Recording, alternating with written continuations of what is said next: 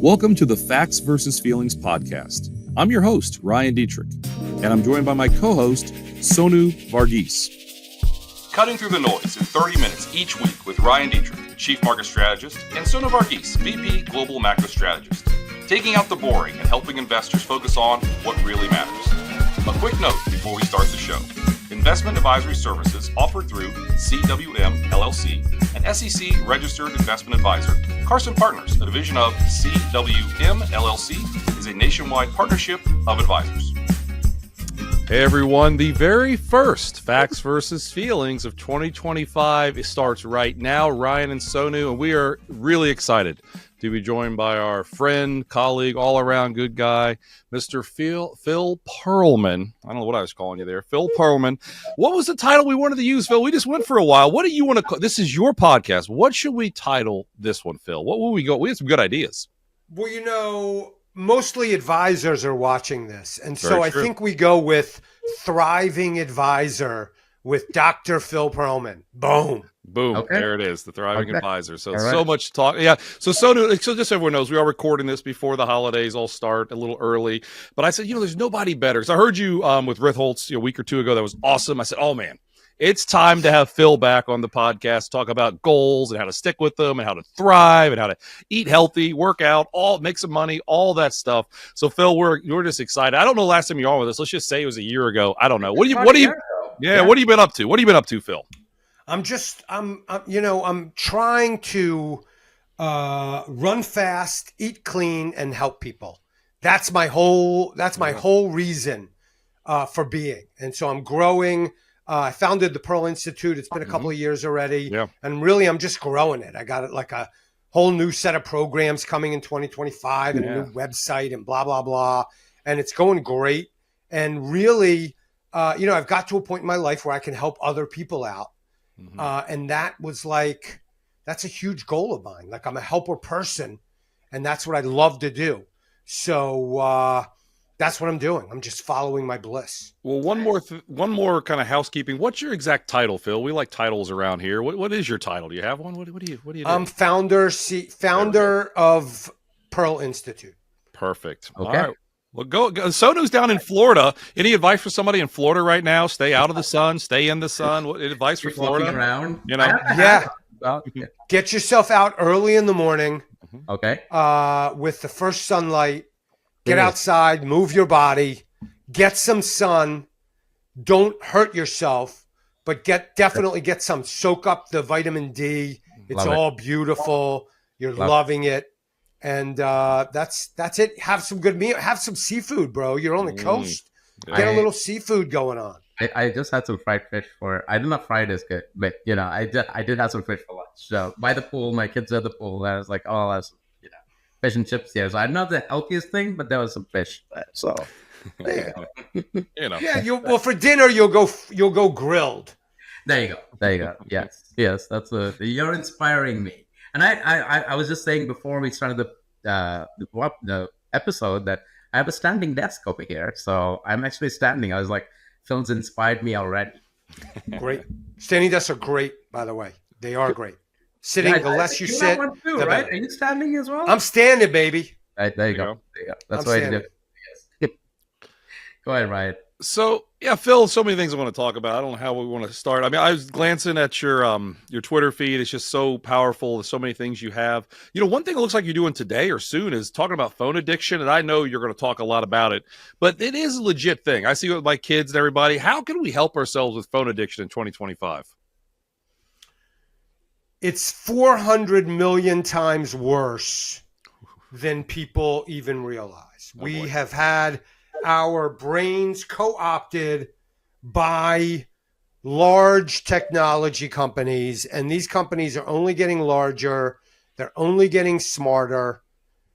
We can invest in them, but we don't want to have our brains co-opted. And that's really what's happening. They are stealing our attention, and we only get to live once and only for a finite period of time. And so every minute that we are buried, that our face is buried in the phone, scrolling, doom scrolling, whatever, we are not attending to something else in our life that we could be, whether it's our own well-being, whether it's our family, whether it's actually having relationships in the real world.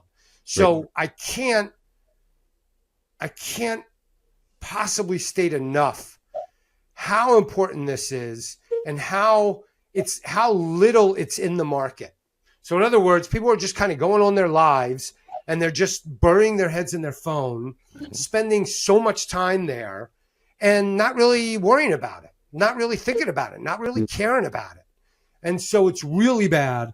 And I think over the next 10 years, we're going to find, wow, the effect that it had not only on the finite period of time that we're alive, but the effect that it has actually on our brains, from a biological level, from a neurochemical level. So what can we do? Well, we can put our phones down. I mean, it's just a stupid. I'm not a bright guy. I'm wiser than I am smart. So basically, you just put your phone down and you just start. Here's to answer your question, a better answer. Start really small. Okay. Start really small. So you go out to dinner. Let's say tonight you're going to go out to dinner, right? Okay. You go out to dinner, leave your phone in your car. So that's an hour and a half, 2 hours where you have no access to your phone and you have behaviorally, you have disconnected yourself from it and you're away from it. And you get used to not being so connected all the time. And you just start leaving it places. When you go to bed at night, put it in a drawer downstairs. If your bedroom's upstairs, put it in a drawer downstairs. And so just start leaving your phone. This is a behavioral intervention. Don't think about it. Don't think at all. Just start turning your phone off or leaving it in different places than you are. Start for 10 minutes. Start for 15 minutes and gradually build up. So it's a graded thing. And, you can't go full Kaczynski, right? You can't not use your phone because the phone is an important tool in your life. You have your email on there. You have your connected. You have your text messages and you're texting with your spouse or your kids. You can't go full Kaczynski. You can't just get rid of it. But you can start going periods of time without it. And it's like building a muscle. It's like, hey, I went 15 minutes without it today. Tomorrow I went 20, the next day 30, and then all of a sudden I'm finding myself keeping my phone in my pocket or keeping it in a drawer for hours at a time and not compulsively checking. I love that, baby steps, right? Now, one excuse, I think I make this to myself, but it is an excuse. I recognize that lately. It's like, oh, but I'm looking at what's going on around the world. I need the news. That's the excuse, right? Is too much information then a bad thing? We are living in a world where large corporations are stealing our attention and where we have access to so much noise that it is bombarding our brains and overwhelming us. And let me tell you something. It's all noise. All of it. 99.9% of the stuff bombarding us is noise. Now, I know you're data guys, right? And so you guys are two brilliant practitioners of distilling data down to meaningful bits. That's awesome. That's information. I mean, you go back to Fisher Black, right? Black Scholes guy. He was a mathematician, and he basically wrote the book on noise, right? And he was just like, noise is anything that keeps us from seeing what's really happening or seeing information. He contrasted it to information, right? And so basically we're just being bombarded. It doesn't matter what's happening halfway around the world. Ukraine really doesn't matter that much. Maybe once a week you read an article about it and get a summary, great. But you don't need to know about breaking news. A bomb went off in Ukraine. You don't need to know that, somebody who is gender ambiguous was in the Olympics as competing with the women. You don't have to know the economic numbers at 8:31 in the morning. Sorry. I know you love it, but you don't. It makes zero difference in your immediate investment decisioning. Mm-hmm. You're not selling stocks at 8:32. Yep. True? Outside. Yeah. Right. Yeah. So Talking, that's I'm just stating reality. Yeah. Yes. No, I mean, Sonu, he there's no one that loves like productivity number at 7:30 in the morning more than him. But I'm with you. I think we get a little totally. there. But by the time getting to your point, there's all day to distill it. Mm-hmm. Right? There's all week to distill it. Maybe even a month to distill it. Like we're not. Yeah, we don't have to do it at the minute, at the second. Mm-hmm. That's right. And if we are investing well, we're doing less, not more. We're making fewer decisions, and we have a plan set up and a strategy set up where we're not the more we're trading, the worse we're doing, right? I mean, over trading, overconfidence, all that stuff. We want to be doing less. So we want to set ourselves up with a situation where we're doing less, where we have to make fewer decisions, where we're utilizing the data that you guys distill in a rational, wise manner, as opposed to knee-jerk reactivity. So, I want to talk about goals, Phil, because obviously this is a new year coming up. By the time people listen to this, everybody makes goals, but in the start of the year. I, on October 1st, decided to start running more. And a lot of it's like listening to you and paying attention to other people. So I've got a treadmill like right over there 4 times a week. I use it this morning, and I ran like further and longer than I've run in, I mean, no exaggeration, 30 years probably. So I'm getting better. I've lost like 9 pounds, and I'm trying now. Now this is a terrible time to eat healthy because every time I turn around, someone mails me more chocolate in the mail, and it is hard to say no. But I'm doing better. And I don't even know how I started other than I said I'm going to do it. I'm going to run 3 to 4 times a week on that treadmill every morning because Sonu and I are like talking and doing stuff anyway. Might as well do it on the treadmill. So how do goals really work, and how can we make our goals last longer than a week or two? Because we all set these goals, then they go away. Back to what you were already saying, like baby steps. I mean, yeah. Everybody's a little bit different, and what you're doing is fantastic, Ryan. Let me just say that if you can lead by your behavior, that is the shortest route. Everybody has a different. Some people are emotional people. Some people are cognitive people, right? Thinkers. Some people are just behavioral, right? That's kind of like me. I'm dumb, but I do stuff. And so you are leading by your own behavior.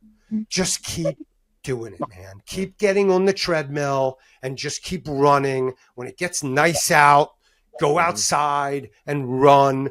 You don't have to be Kipchoge and run marathons. You don't have to run a 5-minute mile or a 4-minute mile. All you have to do is keep doing it.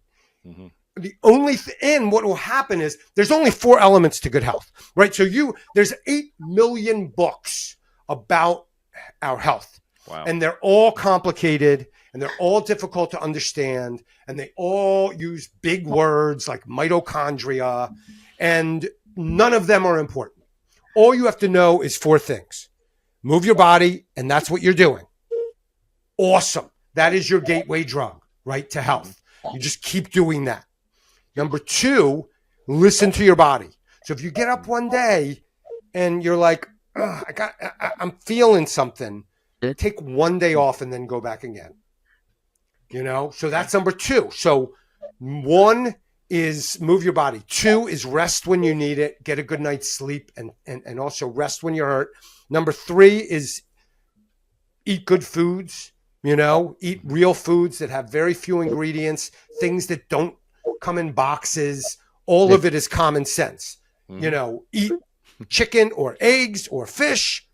Don't eat Captain Crunch or Pringles. Very straightforward. And then the 4th one is, love up your family and allow yourself to be loved. That's all you have to know. So you're already doing 1, running. That's your gateway drug. I'm so happy to hear it. You're killing it. Just when the only thing I would come over the top and recommend is listen to your body. So when you feel a tweak, just be like, hey, I'm just going to take a little light walk today. And I'm Yes. not like trying to win a marathon, so I don't have to train even when I'm injured. You know what I mean? I'm not going to the Super Bowl. So don't just that's it. But And everything else, it's so great to hear. I'm a Bengals fan. We're not going to the Super Bowl. That's not a problem. I will say this: like, I literally listen to you and Barry, like on the podcast, on your podcast on the treadmill. It makes it so much easier. I'm like, I listen to these podcasts anyway, so I just listen to it while I'm on the treadmill in the morning. So when I do a morning call, I'll do that. So it's kind of a cheat thing because then you stop paying attention to the running. I'm listening. What did Phil just say? What Barry just say? And I'm learning from it. So it's great. Now, before we go there, how your Ravens looking? I mean, you guys look good as always. I know you want to talk about Ravens just for a minute. How they feeling mentally and physically here? Well, let me tell you that Jeff Burrow is one of the best quarterbacks I've ever seen, and for the Bengals. Joe Burrow, not Jeff Burrow. Joe Burrow, of course. Whatever. And it's only same guy. He's one of the best I've ever seen. Yeah. And the only thing is that you guys have to put a good team around him, or he's going to get dissatisfied. He's a pretty young guy. It's happening. It's already happening. Yeah, I think so. Yeah, I can't blame him. him. He's great. Yeah. Mm-hmm. Yeah. I mean, he made that play. Yeah. I mean, he's one of like a handful of guys. There's like four guys. There's like Lamar, Mahomes, him, and maybe one or two other guys I'm forgetting that make plays. Yeah. Allen. They make plays that nobody else in the world can make. Yeah. And he's falling down yesterday and throws a pass at unbelievable. The Ravens look good. I think they lack the consistency. I hate to say it, but I'm brutally honest, real talk. I think they lack the consistency and sort of the top-down coaching awesomeness to win I mean, they're going to have to play. They're going to have to play 4 great games in a row against 4 great teams. Yeah. I think they could play 2 or 3, but I'm not sure they can play. So I think we have a problem. I think we're going to get maybe the AFC Championship, and then we got a real problem against a Buffalo or Kansas City. Yeah. Well, Sonu's a Bears fan. They don't even have a team this year, so yeah. I'm teasing. I'm not yet going there. I'm not a Bears hat, so. That GIF, the guy's going like this. That's the GIF. That's the Bears GIF. This year it's been a tough year. Yes, it feels like that now it changes. But speaking of, when you think about markets and things like that, and how to sort of perform, maybe even outperform, however you define it. One thing is, I mean, most of the focus is usually, when there's market volatility, how do you deal with it, things like that. But I want to take the other side of it. How do you deal with FOMO, fear of missing out, when a lot of things have gone up a lot? Maybe even a few things have gone up. I want to bring up which assets, things like that, right? We know the stuff that went up, and especially stuff that gone up in the last 6 weeks, 7 weeks, things like that. How do you deal with FOMO, fear of missing out? That's a great question. And so you reminded me of a quote. I looked it up quickly as you were asking the question. JP Morgan once said, "Nothing so undermines your financial judgment as the sight of your neighbor getting rich." Yeah. Love it. Right? Yeah. And so therein lies the dilemma, and therein lies the solution. Because here's the thing. We have this tendency to look at old quotes and just sort of nod our head yes, right? Okay. Somebody, some famous person, Aristotle said something, oh yeah, or today it's all the Stoics, Marcus Aurelius said something, oh yeah. JP Morgan was the richest man in the world, oh yeah. But let me tell you, he was a narcissist. He was I don't know if I could say it on your podcast or not, but you know what I'm thinking, begins with an A. Yeah. And he was a jerk. Nobody liked him. They just shook their head yes like this because he was so rich and powerful. And so not everybody in the world was like him. He was assuming everybody's that way and everybody's looking at what their neighbor has. Here's a guy who was never happy, even though he was the richest man in the world, right? And so I'm saying you want to go the other way, right? And so instead of being aggressive and you want to go the other way and you want to be flexible and loose and you want to forget about your neighbor. and what they have. Because the only true benchmark is yourself yesterday. So you forget about your neighbor. Just because JP Morgan said something, he was an a-hole. There, I said it. Sorry. I said it. He was an a-hole, right? And we don't have to live by that metric. We don't have to live by that philosophy. We can just look at ourselves and say, are we getting better? We can be thankful for what we have. And we could just say, are we getting better? Are we a little bit better? It doesn't even have to be 1% a day. Like there's that whole theory about get 1% better a day. Insanity. That would be 365% better in a year. No, but not even Detrick can do that. No. By the way, Detrick just does get better and better. No, Well, thank you. He's like a fine wine. The brother's just crushing it forever. And so, but anyway, though, so we just use ourselves as a benchmark, right? Yeah. It's like when you were in 7th grade and there was like, well, what are the different types of conflicts? Well, there's character against nature and character against character and character against self. That's the only real narrative. That's the only real story plot is us versus ourselves. We're competing with ourselves yesterday. If we just get a little, we don't have to improve 1% a day. If we just improve 1% or 5% a year, we're getting better. That's how you cure FOMO. Because if you're making money and you see that you're making money, even though you didn't triple your money in fart coin or dog with hat, over, like, hey, this guy took a $12 investment and made $18 million in 3 days in fart coin. You don't have to do that. If you're just making money, I was just looking at my portfolio for the year and I'm just in Vanguard S&P 500 fund and maybe a little bit of the, the tech fund and a little bit of the total market fund. And I didn't have fart coin returns, but I did really nicely. And I have more money at the end of this year than I had at the end of last year. I'm really happy about it. And it's my plan, I'm looking in the mirror. Like I'm my only true benchmark. Yeah. Beautiful. That's how that's the cure for FOMO. Think about yourself versus yourself yesterday. Love it.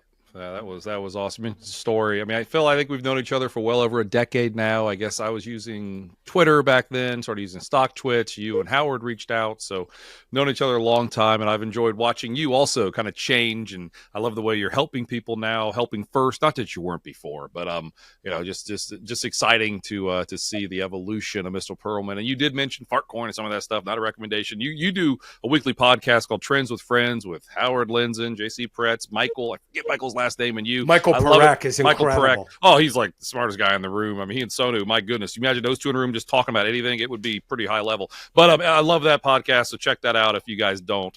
It's awesome. So, Phil, here's a tweet you did. I thought this was pretty cool. People think quitting bad habits is all about discipline. You got to have willpower. You got to tighten your grip, keep a stiff upper lip. But really, it's exactly the opposite. It's the opposite of willpower. It's all about letting go. Can you talk about letting go versus willpower? Because that's a pretty cool tweet. But what do you mean by all that? Well, here's the thing. People try. I work with a lot of people. I work with a lot of executives, a lot of successful people and entrepreneurs who are struggling with something. Mm-hmm. And they live in this world where if they roll up their sleeves and just clench their fist and grit their teeth, all of these metaphors, right? Grit your teeth, grind. If they just try harder, they can do anything. And that has been their experience 98% of the time in the world. And yet they face some issues where that just doesn't work. It doesn't work quantitatively. No matter how much they grind, no matter how much they try, no matter how much discipline, they can't get something done, whether it's losing weight or whether it's a specific component of their business where they get stuck. And I find that really the key is going the exact opposite way. And it really goes back, Bruce Lee has that famous quote, be like water, right? He says, Right. be like water, right? I And bet. really, he's stealing that from Eastern philosophy. He's stealing that from like Buddhism and Taoism, and they're saying that water is flex, and judo stole it from Taoism. They're just saying be flexible, right? Bend, use your opponent's weight against them. Don't be the person who lunges, and be the person who responds to the lunger. And so that flexibility, that being like water, that letting go or allowing things to happen rather than trying to force them is a critical key. And I got to tell you, honestly, I've quit so many things. I'm like an artist of quitting. You know what I mean? I mean, like that's when I started going on my health journey, is I quit drinking and I quit doing other substances. And I really have found that it's more about letting go and becoming that person rather than trying so hard at something. Is that did I explain it? Yeah. I feel like you mentioned before, that's that flexibility to adapt, right? You have to adapt. All of us have to adapt because change is the only constant, right? And then you have to adapt and mold yourself to that. And you cannot be too tight-fisted, too tight-gripped, and hold on to things that came before. When you tighten up, you're in trouble. That's how I think of it. When you loosen up, you're on to something. When you tighten up, you're in trouble. And the people that have had most success working with me have been people that have just been like, okay, I'm done. I've had enough. I've eaten enough rolls at the when I go out to they go out to dinner all the time. These executives, they go out to dinner and they're pounding the rolls and they're like, I've had rolls in the best restaurants all over the world. I've had enough rolls. I don't know. I like those Texas Roadhouse rolls, and I'm with you. They are so good. It's hard to not. Dude, you've had a million of them, right? Oh, yeah. It's like I'm done. I'm ready for a million. I don't know. I'm ready for 1,000,001. Maybe I'll stop at 1,000,001. But I hear you, Phil. It's funny. Like I wasn't going to go this route. And sometimes we don't like to talk too much about sports because not everyone likes it. But you said something really interesting there. So as an Ohio State fan, they played. I call it the State Up North recently. They did terrible, right? They did terrible. Lost State Up North. Then the very next game against Tennessee, they absolutely blew the doors off. Everybody's like, where was that? That is a totally different team than the one that lost to a team they should have never lost to, but they did because I think it's all mental. It's in their head. As soon as a couple bad things happen, then they play a better team and just blew the doors off them. Phil, like, why is that? Why do we just psych ourselves out sometimes versus other times when we just succeed more than we probably thought we were going to? Every moment is different. Every situation, every moment. And it's really, actually, it's a great question, because it really speaks to this idea of showing up. Mm-hmm. Like show up, and if you bomb, if you're terrible, show up again.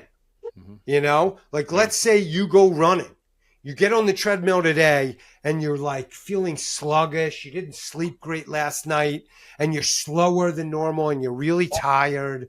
You showed up anyway. So playing your best and playing poorly is way better than just like giving up. And we're always going to, they're not machines, they're humans. And there's always, emotional components, situational components.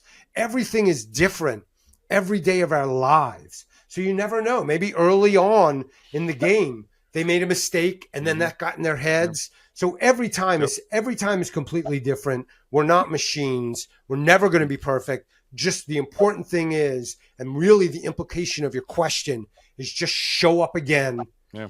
Even if it's lackluster, get back on, because they lost a terrible performance and then they beat Tennessee. They're moving on, right? Mm-hmm. Right. I mean, how many more games? They got to win 3 more games to be the national champions. That's it. Mm-hmm.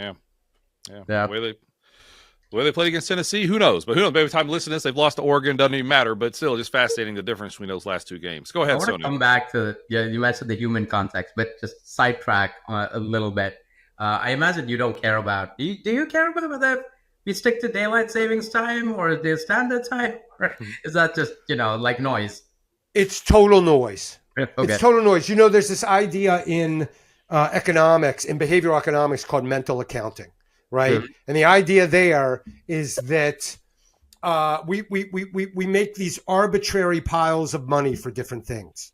You know, we're like, okay, this pile of money is earmarked for this, and this pile of money is at my trading account. So if I lose some of it, I don't really care. Okay. But really, all money is just a dollar. Is just a dollar. You know what I mean? Like, it's really just one big pile of money you have, no matter how many different mental accounts you have. The same exact thing is true when it comes to time and when it comes to a 24-hour period. There's only so much daylight every single day. As a matter of fact, we're in the shortest time of the year, the shortest days of the year. So up here in New York, today we'll have 9 hours and I'm a nerd about this stuff. We'll have 9 hours and 15 minutes of daylight today. Okay. It's one of the shortest days of the year. In a couple of days, there'll be 9 hours and 16 minutes, and then days will start getting longer at a faster rate through the spring equinox. So it doesn't matter what you call a moment of sunlight. If we have 9 hours and 15 minutes of sunlight today, whether you call one of those hours 3 o'clock or 2 o'clock or happy hour, it really doesn't matter what you call it. It's the same amount. And so if you get yourself healthy and you feel good and you wake up with energy, you get outside in the morning, it really doesn't matter if you call it daylight savings or standard time or, universal time or lunar time. It makes zero difference. So before this episode, I went back, I was reading a bunch of stuff that you wrote about recently, and I love this one. You wrote a piece titled "The Monkey at the Top of Your Tech Stack." And there's this great quote by Emily Dickinson in there, which I'm going to read. "The brain is deeper than the sea, so hold them, blue to blue, the one the other will absorb, as sponges buckets do." And I thought, everyone talks about will AI replace us, that's a worry, and things like that. I was like, that is such a great piece, and, the way you framed it all. But I want you to talk about it. I mean, you can say what you want about it, but it's that whole, I love the concept about humans are the greatest technology ever invented. We are incredible machines, right? And to Dickinson's point, we can imagine the ocean and contain the whole thing within our physical brain, or what we may call the mind, but it's really just a bunch of circuits, right? Brain neuro circuitry. And so we are this incredible piece of machinery. And we have this brain that up here in the brain is unlike called the frontal cortex, is unlike any other brain in the animal kingdom. It can think deep thoughts, and it can make decisions, and it can think abstractly and strategically, and it can plan. It has we have this thing called executive functioning, where we can we can say, hey, I'm going to draw a picture of a bridge, I'm going to get some graph paper, and I could draw a picture of a bridge. Then I can get the materials together. I could get a whole bunch of money, and then I could go build a freaking bridge that allows people to cross over bodies of water. We're amazing. So we are really the greatest technology that has ever been invented. Who invented it? I don't know. Was it evolution? Is it God? I don't even care what you think. I have my thoughts. You have your thoughts. It doesn't matter. It's just that we're an incredible invention. And we sit and now we all have technology stacks. If we're a corporation, we have this really big one. We have the hardware maybe at the base, and then we have our SaaS, these different programs that we pay for, the Microsoft suite or Salesforce or whatever. And if we're just people, if we're just individuals, maybe we have the Google suite, or we have some other, we have Riverside if we're making videos or whatever. And Zoom and text messaging, but sitting at the top of all that technology, whether we're corporations run by humans or whether just the individual, is us. We're the monkey. I'm just kind of making fun of myself and making fun of us as humans, that we're the monkey at the top of the technology stack. And as a matter of fact, going back to the whole health theme, it is proof right? We have research, oodles and oodles, endless reams of research evidencing that humans, the healthier that we get, the better we get at making decisions. The sharper our brains get. I mean, think about it just physically. We put good stuff in our bodies. We move our bodies. Our connections, our brains get healthier. They make more connections. And we make better decisions. There's a whole host of other things, not executive functioning related, that improve too. We have more energy. We have more stress tolerance. We have more resilience. We bounce back better, right? We have more strength. We have more stamina.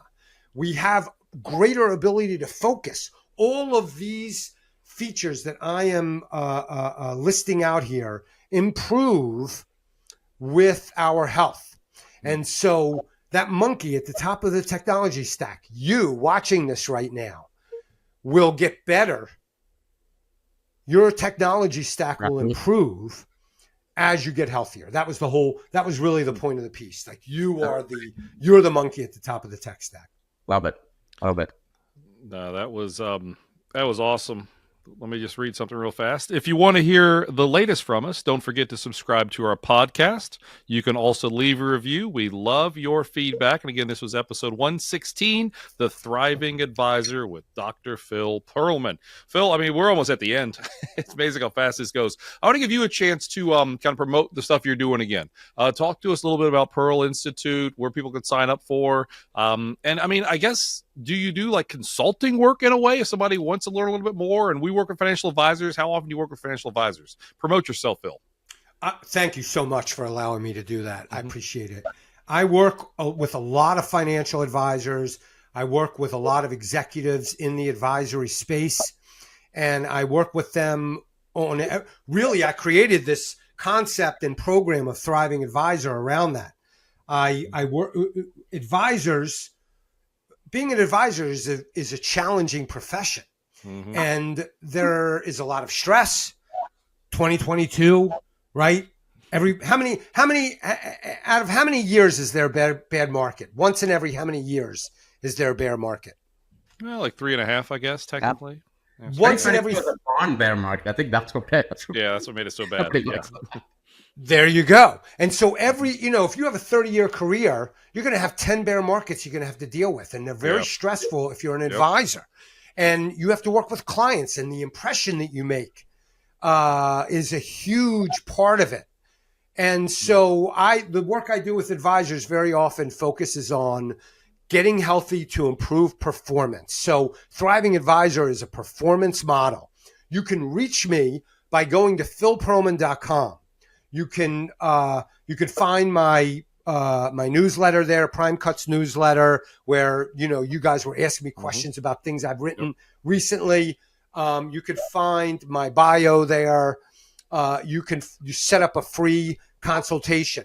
I work with advisors. I also do referrals with advisors. So very often advisors come to me, and some of them that have worked with me before and I've helped, or just people who have heard about me through doing podcasts like this or through my newsletter. And they say, listen, I have a client that, they got plenty of money in the bank, but they're not really taking good care of themselves, or they just sold a company and they don't know what to do with themselves, or all types of those types of situations. And so I do referrals too. I usually talk with that advisor and I say, well, listen, this is how you might introduce working with somebody like me. You want to be very confidential. You don't want to make a referral like that if you just started working with somebody, if you haven't established trust, all these different elements that are particular to the advisor's case of referral. So I work with advisors, work with executives, I work with entrepreneurs, I work with people who work with advisors. That's the work I do. philpearlman.com. You can find all of the information that you're looking for. Love it. One more from me, maybe one from Sonu. Probably need to sign off. I noticed you talked a lot about eggs, because to me, an easy thing to do is eat more eggs next year. I mean, it's kind of a little goofy, but maybe not. I mean, talk to me about why eggs are such a powerful thing to fuel your body with, here, Phil, because you talk about it a lot. Eggs are rich in so many different components that our bodies needs, from all different types of vitamins and nutrients to really having great fat and great protein. Eggs are amazingly healthy foods, and we're finding more and more that they are, I just saw a study the other day coming out that says eggs are associated with a decreased risk of Alzheimer's. And we're seeing more and more studies like that. And so to me, eggs are just an incredibly healthy food. Really, I can say there's 10 healthy foods out there to eat lots and lots of. Fish, beef, chicken, Greek plain yogurt, berries, vegetables, eggs. I probably left out one or two, but if you just eat lots of those foods, you're gonna be a very healthy person. So if you were to overlay that type of a diet predominantly with the jogging that you're doing, dude, you're gonna be unstoppable. I'm getting hungry, but that was about to happen. Plus, they're delicious, and you can make them like 500 different ways. True. Yeah. Yeah. No, I love eggs too, and I was going to go this direction. Behind you, you have a whole bunch of books. I mean, I think I saw Misbehaving, was it Tyler, and Thinking Fast and Slow. But curious, what's an interesting book you're reading right now? Well, the Kahneman link. So back in the day, I was a psychologist before I got involved with markets. And so now it's just like I'm not doing psychology now, but I'm employing some of those skills that I've learned. And I was really into Kahneman and Tversky and the work that they were doing very early on in behavioral economics before Kahneman won the Nobel Prize, even like going back into the 90s. And so I can't recommend that stuff enough because it's very human. We all and the one they have, Thinking Fast and Slow, is as most of the work they did. Is that the one you recommend? Or here's what I would do. If I was you and I was looking for something to read right now, I would go back to 1974 to their original work, Biases and Heuristics, Journal of Finance, maybe. And then I would go to their other groundbreaking article, the Nobel Prize winning article, or really the basic idea is prospect theory, which was 79 and published in Econometrics Journal. Yes. So I would go back to 74 and 79 and read the original works, because what happens is these terms like loss aversion and like availability heuristic or confirmation bias, they get lost. It's like playing telephone. They get lost in translation, being, the Wall Street Journal. Every time the market's down, there's somebody at the Wall Street Journal or at Barron's or somewhere or Financial Times that writes an article about how humans are irrational with money. And it's just like a derivative of derivative. So I would go back and I would read 74 Heuristics and Biases, original article, Kahneman Tversky, and 79 Prospect Theory from also Kahneman Tversky. And really what you're going to get there is the word. It's like going back to the Bible. Like you hear a preacher talking about the Bible, they're filtering it through their own brain. But if you go back, this is timely for the Christmas time. But you go back and you really read the Bible, it's like the word. It's not like any filtering. Go back and read the Bible of behavioral economics. Kahneman Tversky 74, Kahneman Tversky 79. I love that idea. It wasn't what I was expecting in terms of recommendation, but I'm going to do it right now. Well, you know what other book that I just read that I love was Crosby's The Soul of Wealth. I'm reading that too right now. Yes, he was. We did spaces with it. Yeah. And Daniel's amazing. So beautiful, inspiring little book. I mean, just like it just hits you. It's like the kind of book that you read. Mm-hmm. You read a chapter here, a chapter there, and then like 2 days later, you're walking down the street or you're going for a jog, and something he said pops into your head, and it's just like, woo! It's great stuff from that perspective. Love it. Yeah, Soul of Wealth, just for everyone listening. Soul of Wealth by Daniel Crosby. Yeah, we've done a few things with Daniel, and he's obviously awesome. So, Phil, you mentioned 74. That was the last time the Dow had a 10-day losing streak, other than one we just had. So maybe there's that connection with 74. Wow. Yeah, how about that? So, listen, Phil, I mean, we're obviously huge fans. This means a lot. You took some time with us. We do maybe 51 we might take 1 week off. Let's say we do 51 podcasts in 2025. You've set a very high bar. This was awesome. I think we all learned a lot from you. We appreciate everything you do and the way you're helping the industry. And definitely everybody follow Phil. Check out some of the stuff that he's doing because it's awesome. Again, this was episode 116 of the Facts versus Feelings podcast. Phil, I'll let you sign off. Give any final knowledge, any final guidance, and then we'll sign off with the very first Facts versus Feelings of 2025. Yeah, Happy New Year to everybody, too. Go ahead, Phil. Happy New Year, and really just thank you so much, gents. I just love you guys. It's just great. It's an honor to be here, and just seeing how awesome you guys are and what you do is just, fantastic. Two of the best out there. So thank you. Well, thank you. All right, everybody, we'll be back next week. It won't be this good, but we'll be back next week. So we'll see everybody then. Have Adios, a great week, fellas. everyone. Take care. Thanks. Information provided on Facts versus Feelings with Sonu Varghese and Ryan Detrick are for general information only and are not intended to provide specific advice or recommendations for any individual. The statements and opinions of show guests may not be reflective of CWM LLC or its affiliates.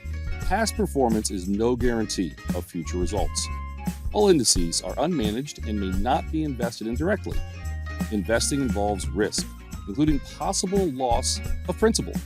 No strategy assures success or protects against loss.